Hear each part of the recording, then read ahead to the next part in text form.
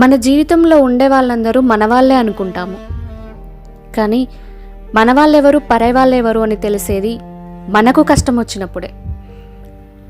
అప్పుడే కరెక్ట్గా తెలుస్తుంది మన వాళ్ళెవరు పరాయి వాళ్ళెవరు అనేది. మన అనుకున్నప్పుడు సహాయం చేయకపోయినా పర్వాలేదు, కానీ హేళన మాత్రం చేయకూడదు కదా.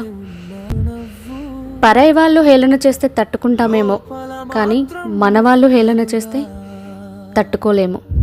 బ్రతికుండగానే శవంలో మారిపోతాము. ప్లీజ్, మన అనుకున్నప్పుడు సహాయం చేయకపోయినా పర్వాలేదు, కానీ హేళన మాత్రం చేయకండి, చులకనగా చూడకండి. ఒక్క చూపే చాలేమో నా గుండె పగలడానికి, ఎవరు నన్ను పిలిచినా ఎవరికి కనిపించనట్టు, నా శ్వాసే నన్ను వదిలి ఎక్కడికో పోయినట్టు.